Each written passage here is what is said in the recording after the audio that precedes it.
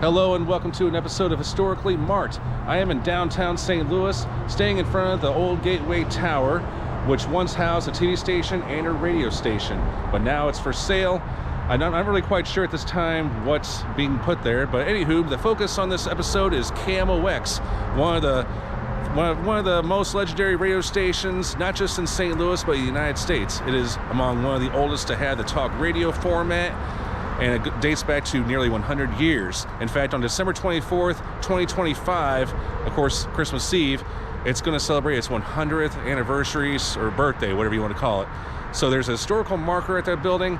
Now, KMOX is no longer broadcasting from its building. I'll show you where it originally was, and I'll show you another location or two where it previously broadcast. But there's lots of great history, especially in the broadcasting and entertainment industry and sports, to go over. So I'll go ahead and get it going. All right, so here is Gateway Tower.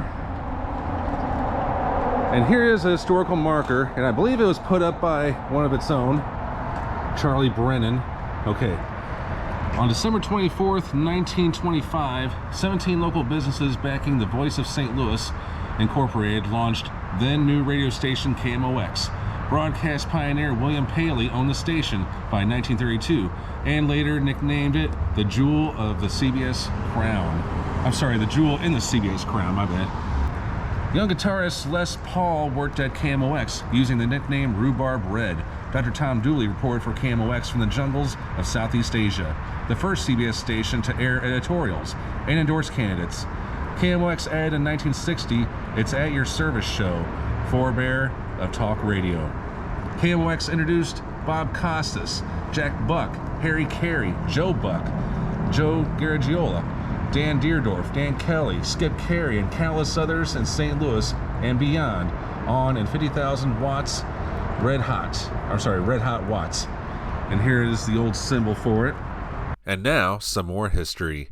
As far as the call letters, the owners were wanting to use KVSL, as in the Voice of St. Louis, or KMO. But they went with KMOX, since KMO was already being used by another station. The X supposedly means Xmas Eve. A local legend suggests that Kirkwood, Missouri on Xmas was another reason behind the call letters. KMOX's first studios were located at the Mayfair Hotel in downtown St. Louis.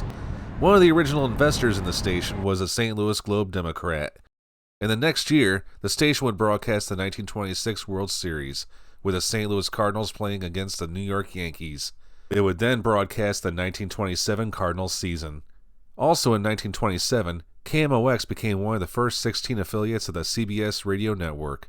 It also gave coverage to the Charles Lindbergh flight across the Atlantic in his plane, the Spirit of St. Louis. In 1928, KMOX was designated a clear channel station on 1090 kHz. In 1932, the station moved to the Mart Building in downtown St. Louis. 1941 was the year KMOX moved from 1090 to 1120 kHz as part of the implementation of the North American Regional Broadcasting Agreement. Some say the golden age of radio was during the 1930s and 1940s, before television became the leading medium. But the 1950s still brought great amounts of entertainment on the KMOX airwaves, including big bands being broadcast from the Chase Hotel. But in 1959, the station relocated its headquarters to Hampton Avenue. And as the marker says, 1960 was the year KMOX became one of the first, if not the first, 24/7 talk radio station. Before 1960, the station broadcast many various types of entertainment, including, again, big band music, but also radio drama, serials, you name it, which was very typical at the time. In 1968, the station moved into the Gateway Tower, where it also housed their sister television station, KMOX TV, which would later become KMOV. As I said earlier, neither operate there anymore. Since October of 2012, KMOX has been broadcasting from the Park Pacific building, which is located at the corner of Tucker and Olive Streets. 2017 was the year that CBS Radio merged with Entercom, ending the station's longtime association with CBS. It is currently owned by Odyssey Incorporated.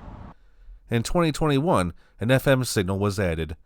KMOX FM is simulcast with its AM counterpart. In addition to the talk format, KMOX is also best known for hosting sports.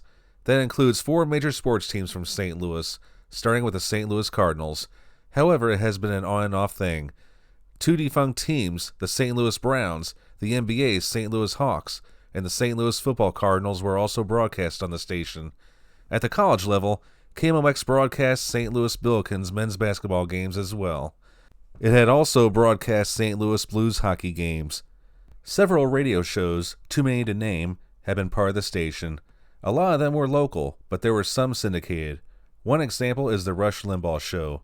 Some of the memories are being kept alive on online forums and social media.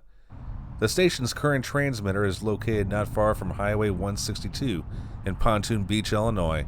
It was placed there in 1947. Today, despite the somewhat declining influence of terrestrial radio, KMOX continues to serve the St. Louis and surrounding communities, as well as the Midwest. In addition to sports, there are all kinds of talk radio programming, which relate to politics, popular culture, car repair, health tips, and more. Now, it is said that you can hear the station very well on a clear night in several parts of the United States, as well as Canada and Mexico. And no, I'm not talking about online, but through a strong signal. At one time, you could hear from the Arctic Circle and Antarctica. When CBS bought the station, it had to seek approval for 50,000 watts, at which it got. Do you have memories of KMOX growing up? Are you a regular listener? Let me know in the comments. One of my favorite sounds in radio was the CBS radio chimes. CBS News. Still is today. So to KMOX, happy centennial anniversary. May the next 100 be as grand.